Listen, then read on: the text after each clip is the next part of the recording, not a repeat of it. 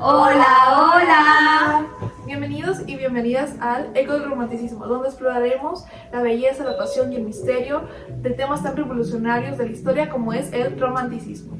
Desde la poesía que canta la desesperación hasta las novelas que nos sumergen en un mundo de razón y emoción, el romanticismo fue un grito de literatura y de libertad.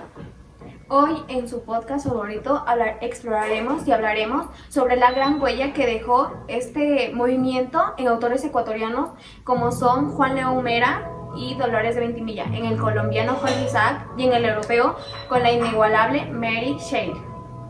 Ok, así que prepárate y sumérgete con nosotros a viajar al siglo XIX, donde exploraremos la pasión, la melancolía y la imaginación de estos verdaderos protagonistas. ¡Comenzamos! Bueno, ahora nos guiamos un poco a nuestro desarrollo, en el cual vamos a topar un poco del romanticismo en Ecuador, especialmente de Dolores Ventimilla de Galindo y Juan León Mera. Ya, bueno, a continuación yo les voy a hablar de la figura más representativa de la literatura poética, que es Dolores de Ventimilla de Galindo, no otra Dolores de Ventimilla. Bueno, entonces, ¿han escuchado algo sobre Dolores de Ventimilla? Sí, ¿Qué han escuchado? sobre su gran poema, Quejas, el cual fue muy relevante, es uno de los más importantes, muy melancólico. Sí, uno de los poemas más importantes y más melancólicos, e incluso es el último que escribió a Sixto Galindo, su esposo. Dolores de Ventimilla nace principalmente en Quito, es de una familia aristocrática, nace el 24 de diciembre de 1825. Porque tenía una familia aristocrática y su padre era un político muy ejemplar y conocido, entonces ella tenía accesibilidad a estudiar, lo que le permitió mejorar de forma literaria. La impulsó también de forma literaria y poéticamente. Verán, como ya había dicho antes, Dolores de Ventimilla se casa con Sixto Galindo, pero ¿qué pasa? Sixto Galindo la abandona, la deja sola con su hijo. Y esto causa que ella, sufra bastante por su abandono, porque en sí Sixto Galindo le dijo que se iba a buscar nuevas oportunidades. Y en especial que en ese entonces no era bien visto que una mujer sea soltera, Soltera o viuda. Era muy mal visto por esta sociedad, en especial la sociedad aristocrática. También, al ver tan tremenda soledad, Dolores, crea grupos literarios, se junta con más políticos para hablar de literatura y de poemas y así, para en sí, evitar su soledad. Se marcaron soledad en sus poemas y teniendo compañía social.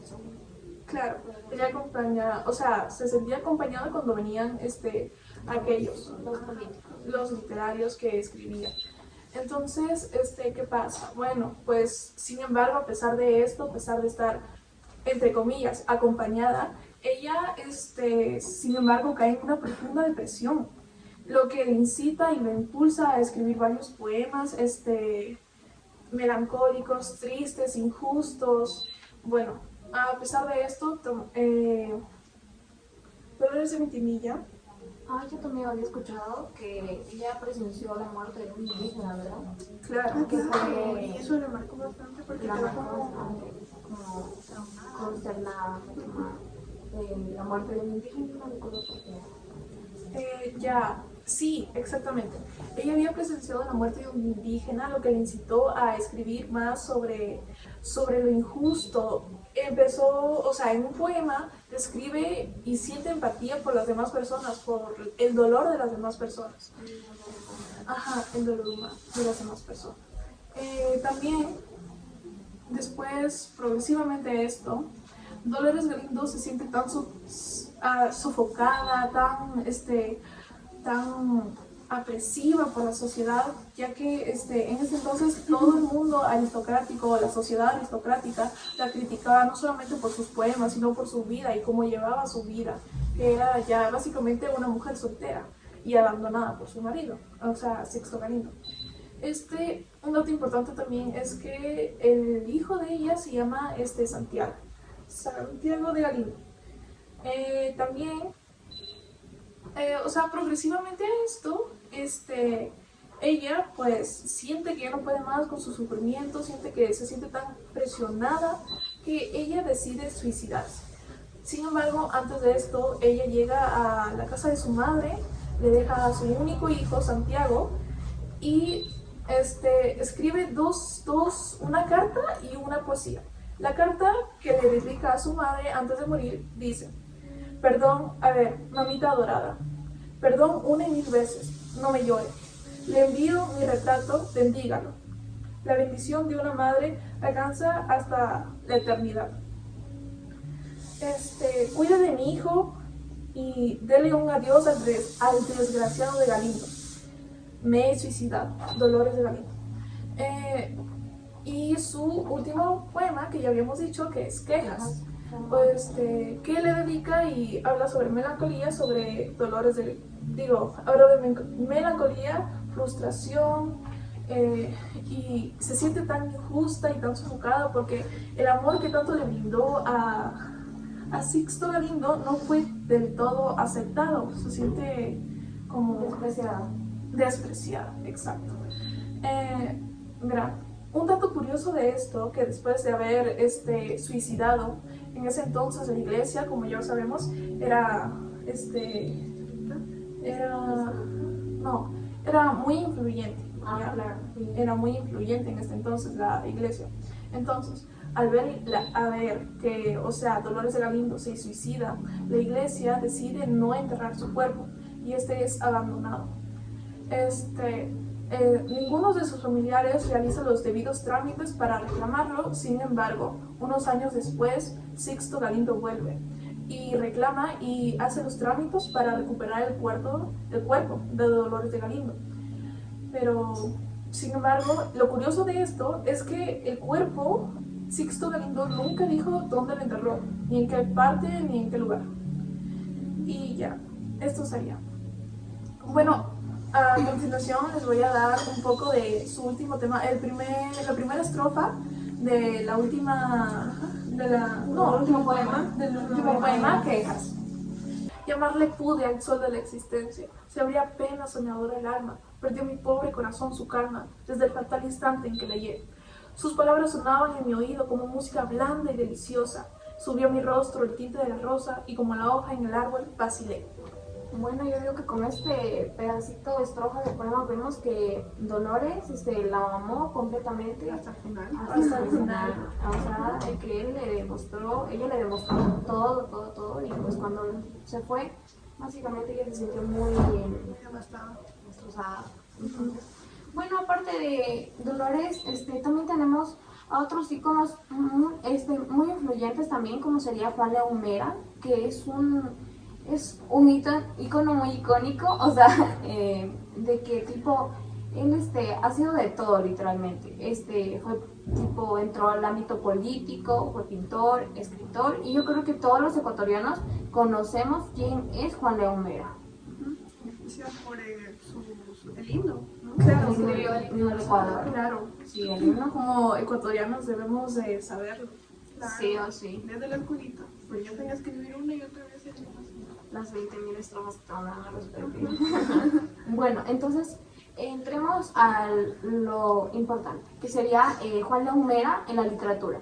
A ver, además de Juan León Mera ser el escritor de Cumandá, él también fue pintor, ensayista y muchísimas cosas más que literalmente no acabaría de destacar de este gran ícono.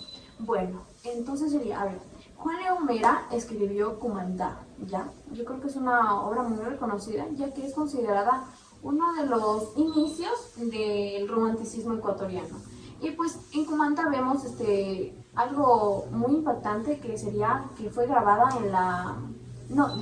fue escrita e inspirada en la Amazonía ecuatoriana, que actualmente es hermosa la Amazonía, Dios mío, es impactante la naturaleza. La biodiversidad en el Ecuador, sí. Claro. Ya.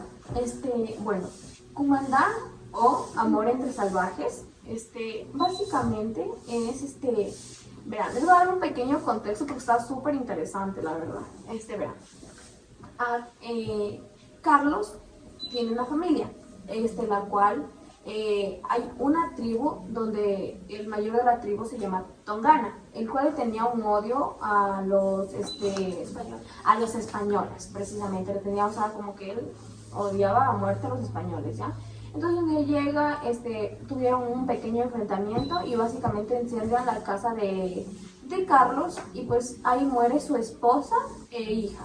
Entonces Carlos queda con su padre y pues básicamente él entra a un tipo, como quiere entrar a la vida religiosa, era muy católico, entonces él intenta entrar a la vida, acercarse más a Dios, precisamente.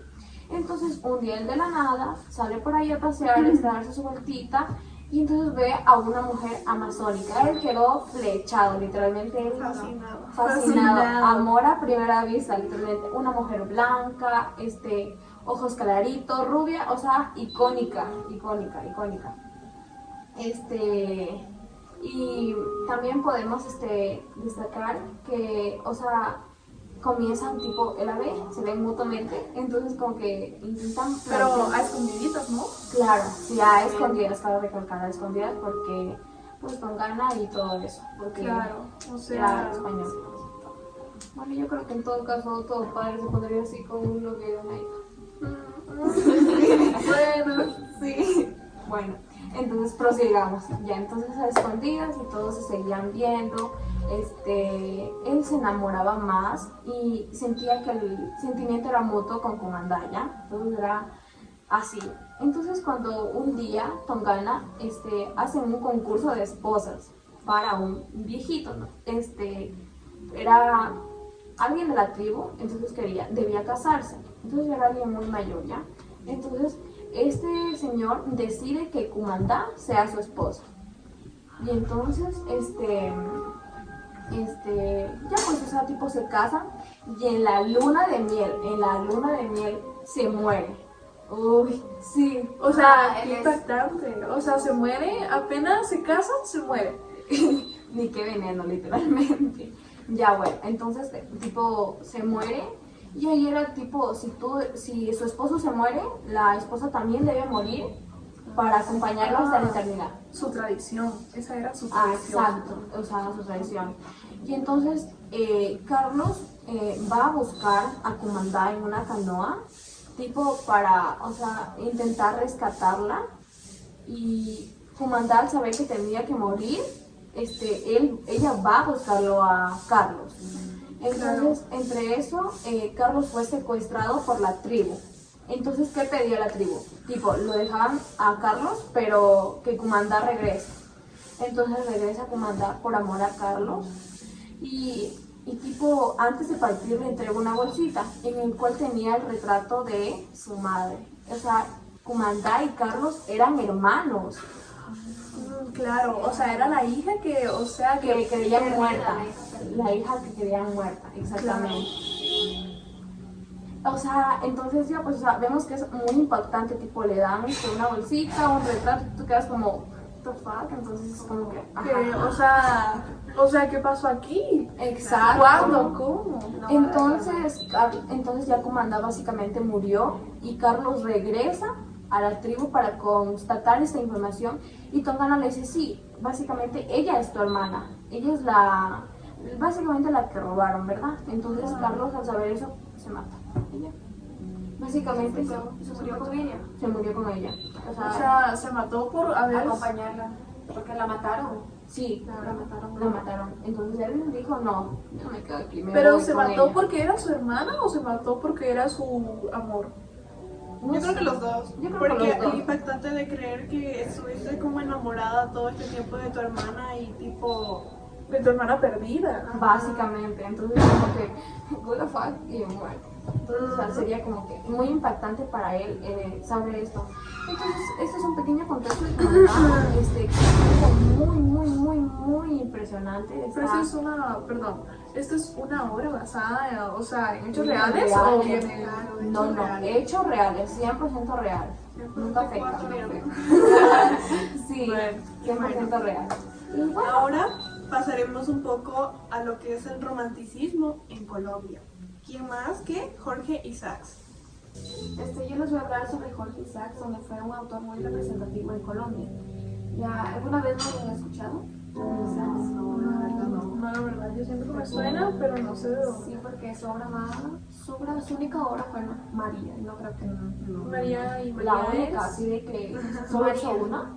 Sí, Su novela es solo María. una. Solo una. También ha escrito poesías, pero su más reconocida fue la novela. Ah, ya. ok.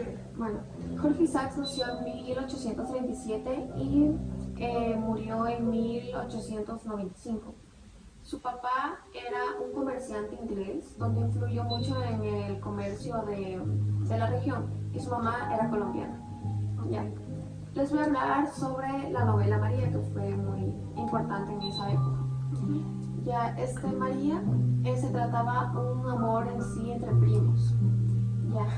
Qué fuerte, aquí vamos de hermanos, primos, o sea, aquí de todo, Familia. realmente. Y Familia, de hecho ya. es en la vida real. con Bueno, su que era amor de muy la común juventud. antes, ¿no? O sea, Sí, era muy común. o sea, era normalizado estar entre primos. Entre familias, sí. Y a veces era para no perder hasta su apellido, porque decían que no querían confundir su apellido y se reproducían entre ellos. Qué fuerte. Ay, bueno, sigamos. Este fue, pues, en la vida real con un amor en su juventud. Entonces María en sí tenía una condición, tenía una enfermedad, y Jorge Isaacs quería seguir sus estudios en otro país. Entonces se fue y dejó su amor en Colombia. A María.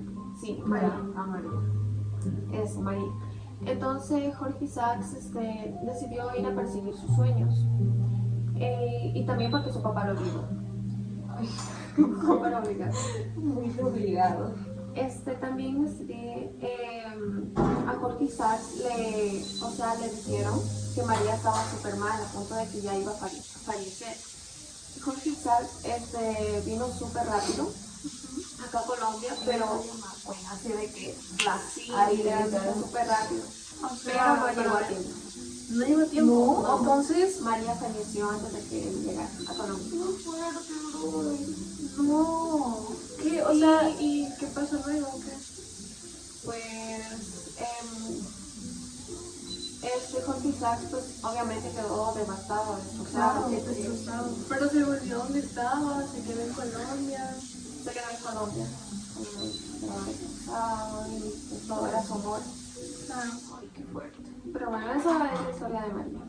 Un pequeño contexto porque deberían de leerla, ya que siento que sería muy llamativo. Sí, muy Su recomendable. contexto, o sea, si un pequeño contexto es interesante, imagínate pues, en sí la novela.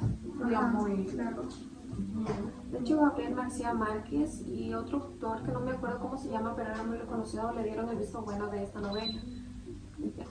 Y también un dato curioso es de que esta novela fue escrita en 3 meses, que para muchos esto es muy poco tiempo. Literalmente es. Dijo mi idea, pero bueno. Mira, 3 meses son verdad. Ya eso sería todo. Bueno, ahora topemos un poco más lejos, que sería el romanticismo en Europa. Por ejemplo, no sé si me han escuchado de Mary Shelley. No, Ay, no, sí, la no, verdad no, creo no, que sí, no, sí, pero para eso estamos aquí, Ella- para aprender y todo eso. Ella por ejemplo escribió la novela de Frankenstein, pero bueno, ahorita les voy a dar un contexto pequeño de su vida. Ella nació el 30 de agosto de 1797. Viene de una familia intelectual. Su madre era Mary Wollstonecraft y fue una de las primeras feministas. Y su padre era William Godwin, un filósofo político. A sus 16 años escapó, se fugó con su amor, que era Percy B. Shelley, con quien tuvo una relación muy amorosa, pero también muy conflictiva.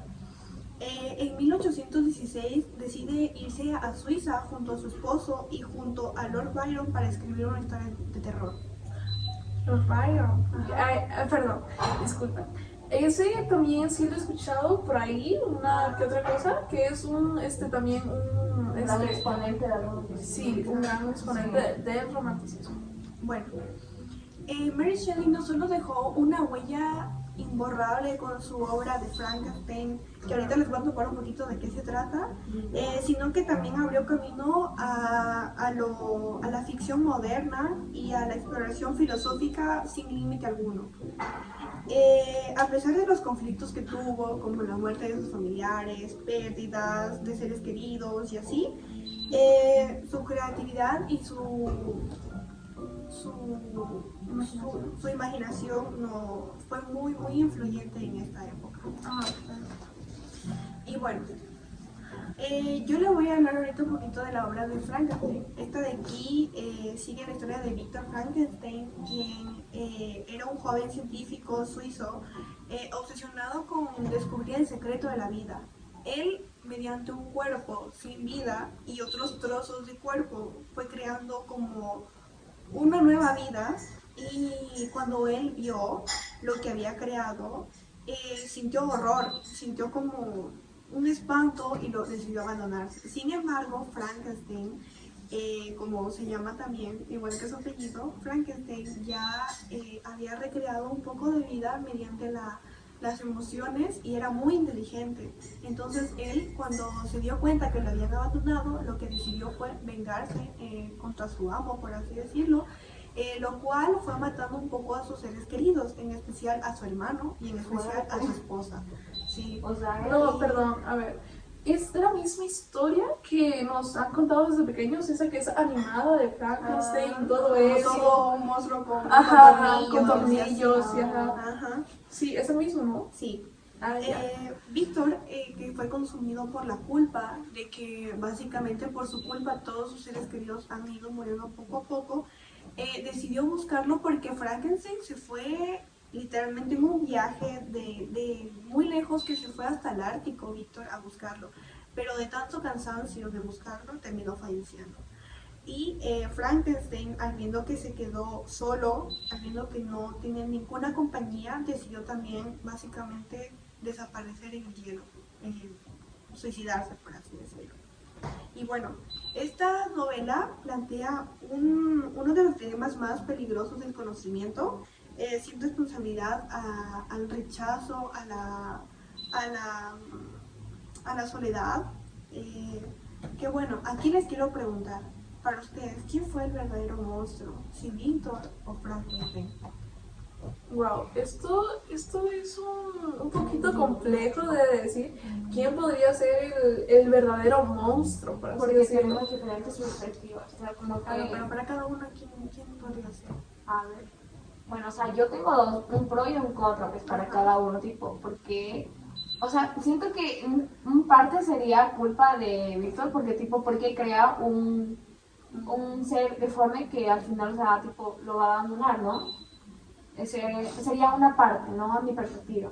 Claro. Y de ahí, o sea, si ya lo abandonan, tipo, porque Frankenstein mata a los seres queridos, o sea, tipo, no entiendo, pero siento que sería, o sea, tipo, Yo siento que sería culpa de Víctor. yo también. Sí, o sea, a pesar de todo, o sea, debió haber amado como si fuera, o sea, es su creación. Literalmente, Frankenstein no tuvo para nada la culpa de haber sido creado. O sea, Claro, hoy en día Frankenstein ha sido una de las obras más reconocidas en la literatura, el cine y la cultura. Claro. Recordamos que el romanticismo no solo trata únicamente del amor, sino también del dolor, la rebelión y la profunda conexión entre el ser humano y su destino. Y La bueno, empatía por los demás. en una reflexión les quiero preguntar, ¿creen que hoy en día seguimos enfrentando los mismos dilemas éticos que Shelley plantó en su obra de Frankenstein? Claro. Sí. ¿Por qué? Porque, o sea, no es algo que se grite a los cuatro vientos, pero algunas madres, cuando sus hijos salen especiales o de otro color, racismo, cualquier cosa, Algunas madres rechazan a sus propios hijos, los abandonan. Este es un caso que se da básicamente en cualquier lugar, en todo el mundo. Se han visto muchos lugares que básicamente madres abandonan a sus hijos, entonces es un tema muy fuerte. Claro, muy fuerte, muy complejo. Bueno, ahora hablemos un poco del impacto y legado del romanticismo en la literatura actual. El arquetipo del héroe trágico sigue vigente.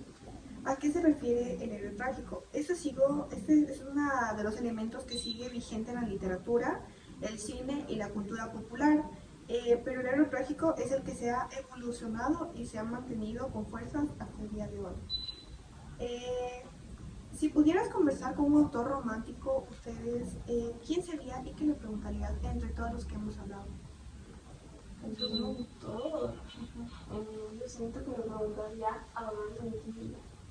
¿Qué le preguntarías? No sé, yo le preguntaría tipo, no sé, o sea, tendría muchas preguntas. Yo ¿Cuál? Por ejemplo, que por qué decidió amar hasta el último y por qué decidió dejar solo a su hijo, básicamente. Exacto, yo también. Claro, abandonar a su hijo con su madre. Con su madre, o sea, al final del día, tipo, o sea, es su hijo, ¿no? Y tipo, amar a la madre, pues sí. O sea, básicamente estuvo queriendo más al esposo, a Sixto Galindo, que la abandonó, que antes velar por la seguridad y la protección de su propio hijo.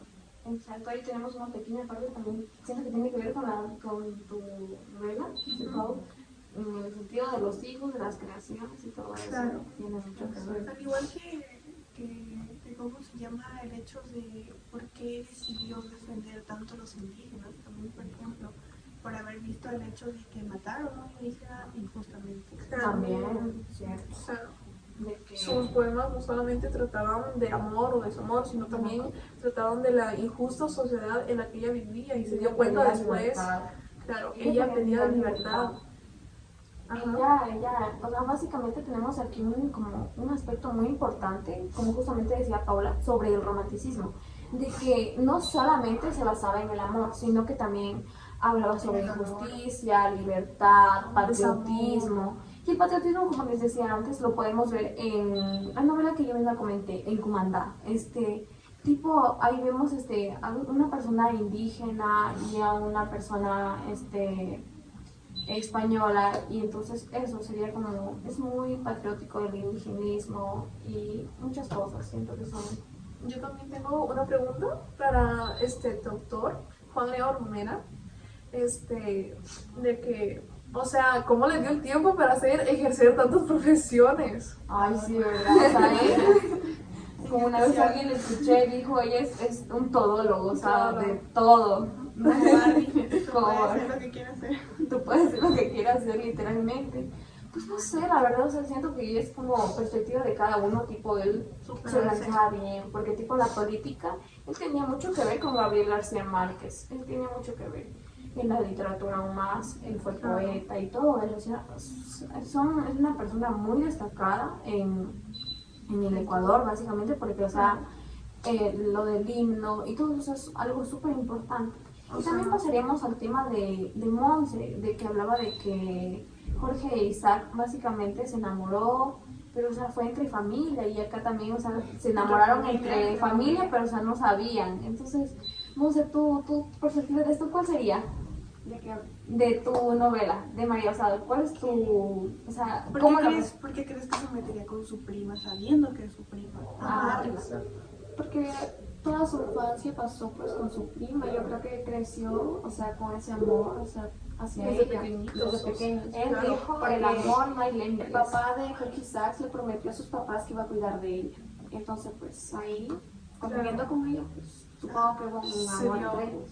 Se dio, porque ahí... Pero en este caso no sería amor, o sea, qué raro, se me hace muy raro porque sería más bien como que un amor de hermandad, no, más bien no un amor Básicamente, de... pueden confundirlo. O Quizás lo haya una confundido. dependencia más bien de que toda su vida haber pasado juntos Claro. y el saber que ya no va a estar con ella. Un gran impacto, claro.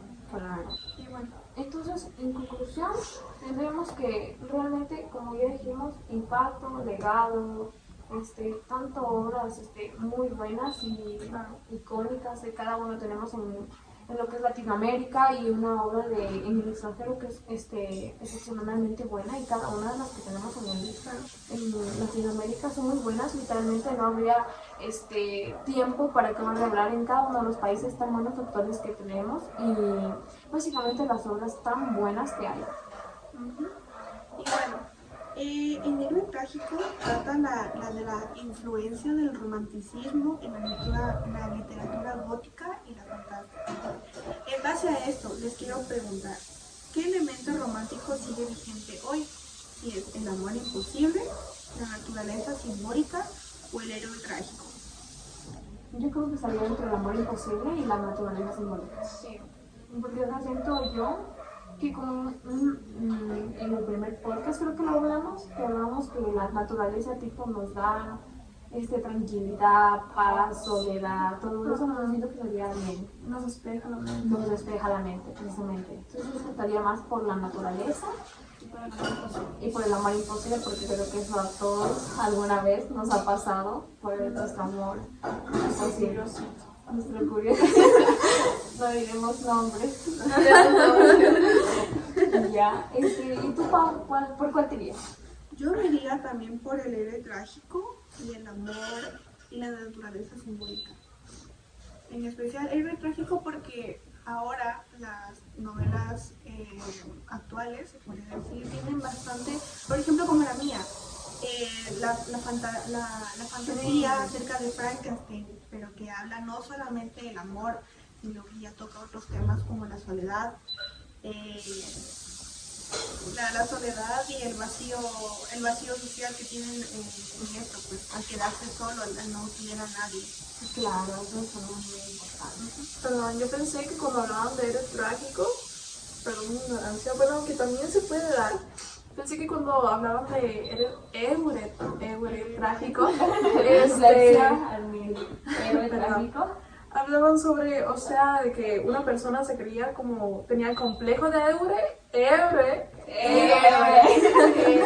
y se mataba por su amor. O sea, yo lo percibí así. Todos lo interpretamos de diferente manera. Claro. Claro. Y bueno, hasta aquí llegamos al final. Y ya, eso sería todo, chiquillos. Muchas gracias por el video. Sí. Y Y hasta la próxima. Bye.